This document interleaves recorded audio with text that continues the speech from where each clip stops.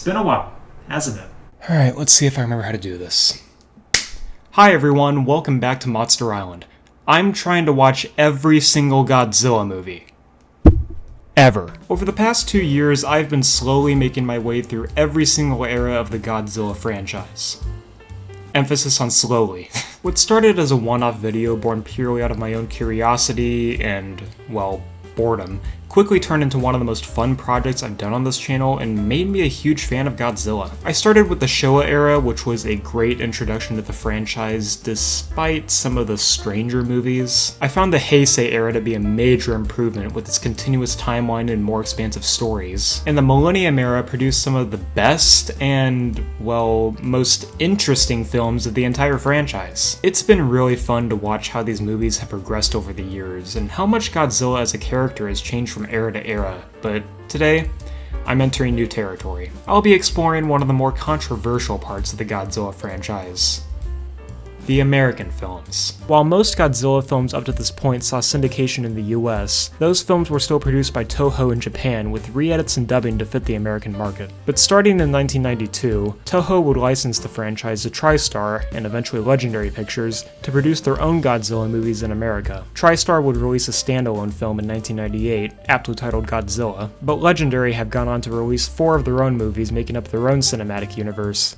the MonsterVerse. So over the coming days, I'll be watching all 5 of these movies for the first time and ranking them all from worst to best. However, while I've now seen 28 different Godzilla movies, which is crazy to think about, I have to approach these films with a different mindset. These films were not only made by different studios for a different market, but from what I've heard, they do pivot away from some of the themes in the Japanese films and go for a more Avengers-esque feel. I also recognize that for many of you, these films were your first introduction to Godzilla, so I'll try my best to keep an open mind when reviewing them. And as always, I'll be watching one movie a day, giving my quick initial thoughts on each, and ranking them as I go along. I'll also briefly go over the plots of each movie and how they progress, so minor spoiler warning for what's ahead. I'll then end the video with a final ranking of each film, and give my thoughts on this entire subsection of movies as a whole. And keep in mind, these are just my own personal opinions, and I'd love to hear what you all think about these movies in the comments. But now that that's out of the way,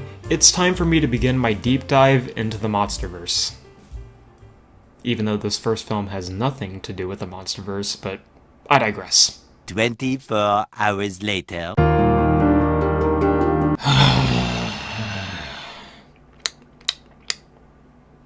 So I have some notes.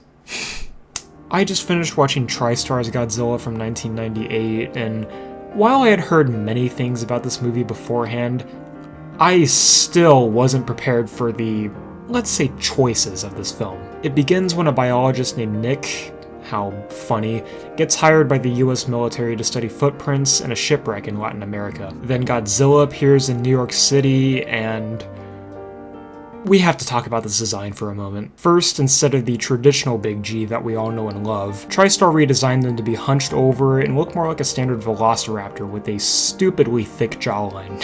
And second, this Godzilla doesn't have his atomic breath or any real special powers, so no flying, drop kicking, or cheerleading ability. And while I don't hate this redesign and it works fine in this film, he's nowhere near as visually interesting and is much more boring compared to most Godzilla designs. He doesn't have any special powers or even a unique design, he's just a big dino. But he do be rampaging. Anyway, Nick and his team arrive in New York City, and after he's able to collect a blood sample, Nick finds out that Godzilla is pregnant through, I kid you not, a human pregnancy test. This movie, man. It's also here when Nick runs into Audrey, his college sweetheart who works at the local news station, who steals a secret tape and reports on it, getting Nick fired. He's then recruited by the French Secret Service, headed by Agent Rouge, who have been spying on them the entire time, to find Godzilla's nest and destroy any eggs. They then find a shit ton of eggs in Madison Square Garden, where they all hatch and start attacking them. They run into Audrey again, who helps them report what's happening to the outside, and they all escape before the military blows up the building and kills all the babies. God. Out of context, this is insane. Godzilla appears again, but after getting tangled in the Brooklyn Bridge, the military shoot and quickly kill him. So, let me tell you all what I don't like about this movie. My biggest problem with this had to be the human characters and how lifeless they all are. There's almost nothing memorable about Nick as a main character, and while his innocent curiosity does have a little bit of charm to it, That's a lot of fish. it does wear off pretty quickly. Audrey just seems opportunistic and is barely likable and doesn't do much to gain sympathy for herself. And while the two's relationship is built up to be this huge arc throughout the film, anytime they're on screen together, they're just like, oh hey, it's you. The only character I kinda enjoyed was Agent Roosh, but even then, he was a pretty basic secret agent character. As for the story, as you could probably tell, this thing was all over the place, to put it nicely. It felt like they crammed a bunch of different ideas into one film, and even with the 2-hour runtime to help flesh things out, this thing drags like crazy. I did enjoy the Madison Square Garden section with all the baby Godzillas a little bit, but it felt more like a Jurassic Park ripoff than anything. And as I've said, this Godzilla just doesn't feel like Godzilla in any aspect to me. It's no wonder they had the actual Godzilla kick his ass in Final Wars. I really didn't want to start this video in a negative mood, but this movie just has a litany of problems, and I found almost nothing enjoyable about it. I should also note that this was meant to be the beginning of a trilogy of films, but it was ultimately cancelled following negative reviews from both critics and audiences. TriStar instead produced Godzilla the series, which aired for 2 seasons on Fox Kids and is much more beloved among Godzilla fans. If you grew up with this movie, I can understand why you'd be nostalgic for it, but this barely feels like a Godzilla movie to me. I was gonna say that this is probably my least favorite Godzilla movie in general so far, but then I thought to myself, would I rather watch a Velociraptor LARPing as Godzilla for 2 hours, or the actual Godzilla dropkicking Megalon 2 times?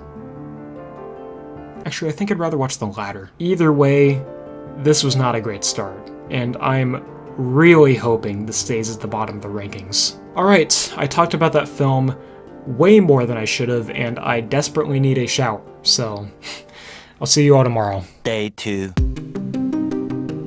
I realized yesterday I wore a green hat in front of a green screen, so sorry.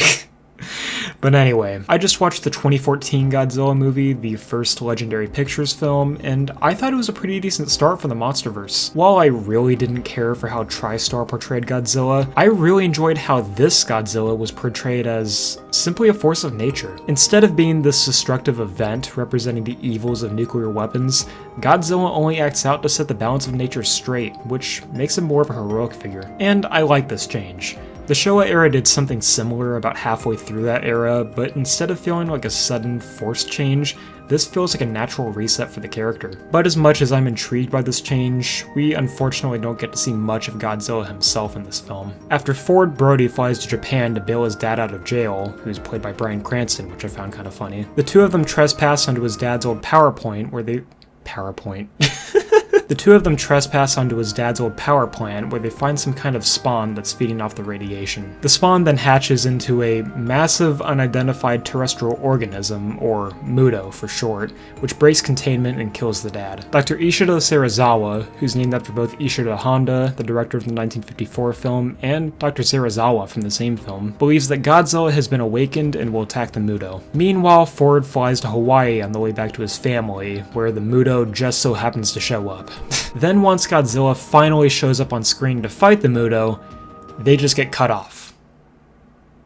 They really edge you with this fight. Ford then joins up with the military who escort Godzilla across the Pacific, which is a crazy shot to me, before they realize another Muto has hatched in Las Vegas, this time being a female and ready to breed. Then everything converges in San Francisco, where the Mutos build a nest and double-team Godzilla once he arrives. Ford blows up the nest, which lets Godzilla defeat the Mutos as Ford reunites with his family. Alright, as you could probably tell from my recap, my biggest problem with this film is that for a movie called Godzilla, the dude is barely in it. He has 20 minutes of screen time at most, and he doesn't really become a prevalent character until the final third or so of the movie. The general pacing was spotty as well, and the entire section between Ford's dad dying and the final fight dragged quite a bit too. Once the military got involved, Ford and Serizawa both took a backseat, and it felt like they were just stalling for time until they got to San Francisco. And the lighting in this film, or lack thereof, was abysmal during the nighttime scenes, as you could barely see anything. including the final fight. But for all the problems I have with this film, there's just as much that I like about it. Unlike the last film, the human characters actually felt well-rounded and easy to root for. Ford did take a bit to develop as a main character, but you could really feel his desperation to not only honor his father, but also to return to his family. I also enjoyed the story as a whole and how the Mutos fit in, even though the egg situation was similar to the last film. And I'm surprised by how much I liked the CGI in this film. I didn't talk about it much in the last segment, but the CGI in the last film, especially during the daytime scenes, did not look great whatsoever. But here, Godzilla and the Mutos look great amongst the rest of the scenery, which, yeah, this is 2014 as compared to 1998, but nothing really stuck out like a sore thumb. So overall, this is a huge step up from the previous film and is a much more faithful portrayal of Godzilla. I won't say this is a top tier Godzilla movie or anything like that, but I had a really good time with this despite some of its minor flaws. This easily tops the list, and I'm excited to see where the rest of the movies go from here. Day 3. Up next in this gauntlet is Godzilla King of the Monsters. Not to be confused with Godzilla King of the Monsters, which I'll talk about in a little bit. This film places a lot of emphasis on Monarch, an organization run by Dr. Serizawa that studies Godzilla and other kaijus, or in this case, Titans. It starts as Emma, a Monarch employee, and her daughter Madison are seemingly kidnapped by terrorists for her Orca device, which allows humans to alter the behavior of Titans. Then Serizawa recruits Mark, Emma's estranged husband, to help save his family and get the Orca back. Then King Ghidorah is freed by the terrorists before Godzilla comes in and scares him off for the time being. Then everyone finds out that Emma herself was behind all of this, and she wants to free every Titan in the world to restore order or something like that. Rodan is then freed, and while Godzilla and Ghidorah fight once again, the military fire an oxygen destroyer at them, which seems to kill Godzilla but leaves Ghidorah unscathed. Every Titan on Earth then awakens, but then Mothra shows up and helps the Monarch crew find Godzilla in a sunken temple, where Serizawa blows himself up with a hydrogen bomb to recharge Godzilla. This works a little too well, however, as Godzilla is now burning and about to explode, just like in Destroya. Then a monster mash ensues between Godzilla, Mothra, Rodan, and Ghidorah. Godzilla eventually kills Ghidorah before all other Titans surround and bow before him, cementing him as the true king of monsters. I thought the Toho films were complicated. I have a lot of mixed feelings about this one.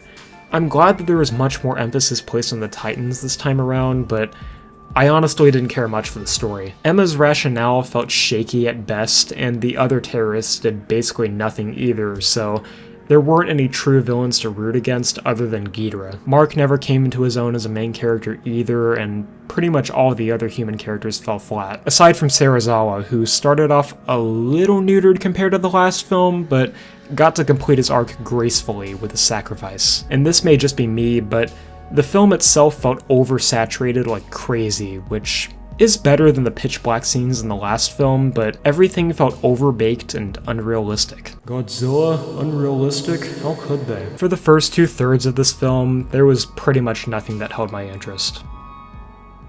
And then the final third was the best section in any of these movies so far. Once we got to the temple scene and the final monster mash, as I called it, this movie reminded me of why I love Godzilla movies in the first place. Serizawa's sacrifice was a really touching scene that allowed the film to breathe for a moment, and the high-stakes fight mixed in with the desperation from Mark trying to find Madison worked perfectly, and I was engaged all the way till the end. The build-up to these final scenes was a slog, to put it nicely, but the resolution was absolutely worth it in my eyes. So at the end of the day, I like this movie more than I dislike it, but the slow pacing and underwritten characters do weigh this down quite a bit. I'll put this in the middle of the rankings for now, and I'm hoping the Kong Saga takes things back in the right direction. Day 4. I'll be honest with you all, I didn't have a ton of faith in these movies before I started working on this video. I figured there'd be a diamond in the rough or something, but since I'm so used to what the Japanese films have to offer, I was afraid I wouldn't enjoy these films to the fullest extent. But I'm more than happy to say that I was wrong, because this was another decent movie. After Godzilla attacks a facility owned by Apex, Nathan is enlisted by them to help find a power source beneath the Earth's surface. He then convinces Eileen, a Monarch scientist, to to use Kong to help guide them to a place called Hollow Earth, and brings along Gia, who can communicate with Kong. Then, after a quick fight with Godzilla, they all arrive in Hollow Earth and find a temple where Kong gets an axe that matches the same power as Godzilla's atomic breath. But during all of this, there's also a B-plot featuring Madison, her friend Josh, and Bernie, a podcast host and conspiracy theory nut job. They all break into the Apex facility and accidentally ship themselves to Hong Kong. Yes, this is as crazy as it sounds, where they discover that Apex are building Mechagodzilla using a skull from King Ghidorah, which they intend to kill Godzilla with. Then Godzilla shows up in Hong Kong and blasts a hole through the earth and into the temple, where Kong then climbs to the surface to battle Godzilla, but ultimately loses and almost dies. Mechagodzilla then goes rogue from King Ghidorah's DNA and goes after Godzilla. But after Kong is revived by Nathan, Josh spills Bernie's flask onto Mecha's control panel, which short-circuits him and lets Godzilla and Kong defeat him. While I do think that this was an improvement over the last film, this still shares a lot of the pitfalls from King of the Monsters. Most of the human characters are still criminally underwritten, with Eileen and Nathan being the definition of cookie cutter. And while it was nice to see Madison here again, she felt pretty insignificant here and could have easily been replaced by another character. But I did enjoy Gia and her connection with Kong, and Bernie somehow grew on me by the end of the film.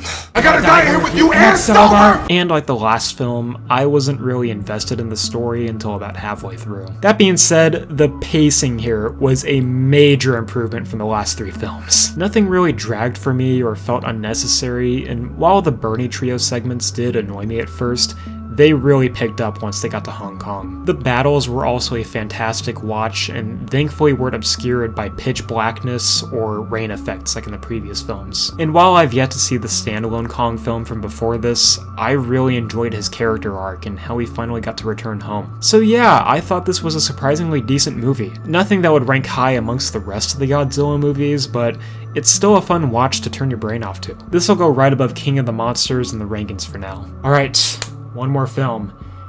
Even though I'm only doing 5 movies this time, the runtimes are stupidly long. But anyway, let's finish this off with The New Empire.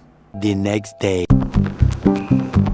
Now that we've made it to the final film, this is actually a bit of a full circle moment for me. I posted my first Godzilla video in July of 2024, and this movie had only come out a few months beforehand. So now that I've somehow made it through my 33rd Godzilla movie, crazy, what do I think about the most recent one? It's fine. After the events of the last film, Godzilla continues living on the surface and sleeps in the Roman Colosseum for some reason, while Kong lives in Hollow Earth at a Monarch facility. But after Eileen, Gia, Bernie, and a new guy named Trapper travel down to this facility, they find it destroyed with a valley opening up nearby. Kong goes into this valley and ends up in a deeper realm where other great apes like him live. He gets attacked by some, but defeats them, and gets a baby ape to guide him to the rest of their kind. Meanwhile, Godzilla wakes up and starts attacking nuclear sites to gain energy, which turns his scales to a pink color, which I actually love the look of. Kong then arrives at the great ape lair and fights Scar King, a sort of false king for the apes, but loses his axe and gets frostbite on his hand from Shimo, another titan controlled by Scar. He makes it back to Eileen and crew and gets a cyborg arm, and then climbs to the surface to get Godzilla for help, but gets attacked by him anyway. Gia then summons Mothra, who convinces Godzilla to work with Kong, before all 3 of them go back to the depths to fight Scar and Shimo. Their battle eventually takes them back to the surface, where the baby ape destroys a crystal that Scar used to control Shimo, allowing everybody to beat the ever-loving shit out of Scar. While I don't think this movie is bad in any sense of the word, there still wasn't a lot that kept my interest either. I enjoyed how both Kong and Gia's origins were explored a bit further, and I did like how Hollow Earth was expanded upon as well. But like the last film, the human characters felt two-dimensional at best, with the slight exception of Gia and Bernie. Godzilla's role was greatly reduced, with him just fucking around for most of the film and then coming back at the very end. And while the final fight was fun to watch, it still felt really short for all the buildup. So yeah, I don't have a ton of positives to say about this movie, but I don't have many negatives either. I thought this was a fine watch for the most part, but I don't see myself returning to this one as much in the future. I think I'll place this just above King of the Monsters for now, which could very well change because those 2 movies are about as close to each other as you can get. So now I've done it. I've watched every original American Godzilla movie to date. There weren't many of them, but goddamn they were long. I'm gonna give myself a day or 2 before I give my final thoughts, but before then, I'm gonna take a quick detour.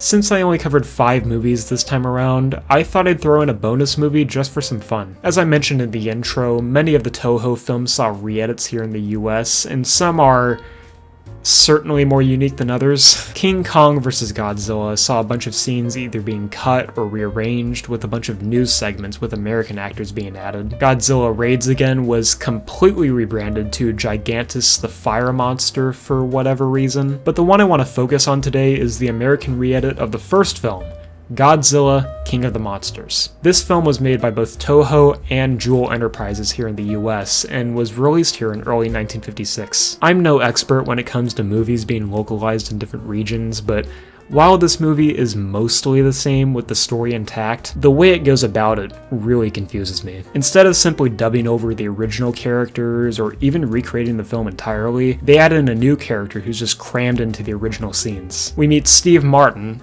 not that one, an American reporter who visits Japan to meet with his friend, Dr. Serizawa. But he ends up arriving right as Godzilla starts to pop up, and decides to cover the story by following each and every scene. And they do this by filming new scenes with Raymond Burr in similar locations and slotting them in between the original scenes, which works okay for most of the film, with some edits being more obvious than others, but they are by far the worst when he interacts with original characters, especially with Emiko. They either have different actors portray them and not face the camera, or they take unrelated scenes from the original film and just dub over them. But the strangest change they make in this movie by far is the selective dubbing. Most of the characters' dialogue remained in Japanese, but in some scenes, I guess when the writers felt it was convenient, certain characters would be dubbed into English, despite everyone around them still speaking Japanese. Steve Martin's presence as a main character felt unnecessary as well, as all he really does is watch things happen around him and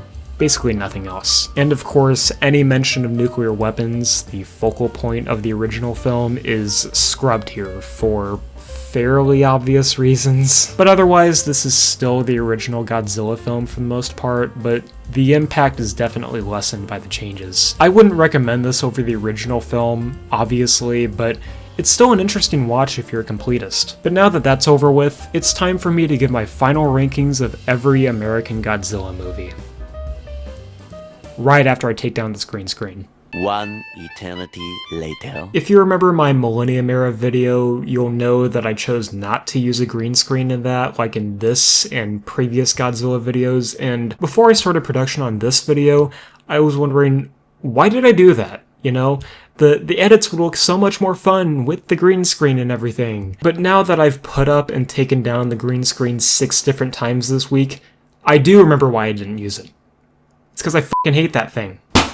Anyway, it's now been a couple of days since I finished all of these movies, so here are my final rankings of them all. Starting at number 5 by far is the 1998 Godzilla movie. It just feels wrong to call this a Godzilla movie to me. All of the ethos and mystique that make Godzilla so great are stripped away, and the story itself does not make things any better. In fact, I'm going to rank this in 87th place, even though I only covered 5 movies. The only change I made to these rankings was moving Godzilla and Kong the New Empire down to number 4. I think this movie is alright for the most part, but nothing really stuck with me afterwards, and Godzilla's role felt like an afterthought until the very end. It didn't get worse for me or anything like that, but when comparing the highs of this and the next film, the New Empire fell short by quite a bit. And speaking of, I now have King of the Monsters, the 2019 film of course, at number 3. I still have many problems with how long this movie takes to really kick into gear, but I mean it when I say that the final third or so of this is the best act out of any of these films. I'm a big fan of Mothra and King Ghidorah.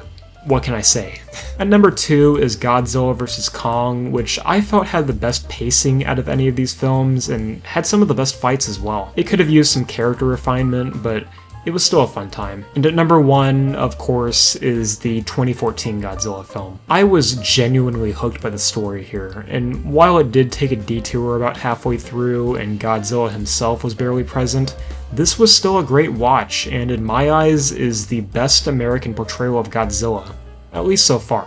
As for this era as a whole, it's definitely my least favorite set of movies I've covered so far, but I still had a good time with it. I've made my grievances known about the '98 film, but the MonsterVerse movies were a fun take on the franchise, even if they weren't perfect. They definitely take more of a blockbuster, action movie type of approach to things, but I do appreciate how they honor the original stories and depiction of each monster, unlike, once again, the '98 film. If you're like me and have only seen the Japanese films, I do recommend checking out the MonsterVerse movies, especially the 2014 film. They do take a bit of getting used to, but they're mostly fun for what they are. I'm just relieved that I didn't hate these movies like I thought I would, and I'm interested to see where Legendary takes things with Supernova next year. I hear they're bringing back Space Godzilla in that film, so hopefully they do something more interesting than what Toho did with him in the Heisei era. But next time you see me cover Godzilla, I'll be watching the final era of movies I have to cover, the Reiwa era. In fact, I'm pretty sure there's a new movie coming out this year. Sometime in November. But until then, I hope you all enjoyed this video, and be sure to let me know how you'd rank these movies in the comments. I know it's been a while since my last video. The last 9 months or so were not great for me for a variety of reasons, but I'm more than happy to be back here creating again. I do plan on making some changes to the channel, but I'll talk about that on a later date. So thank you all for watching, and I wish you all the best. Take care.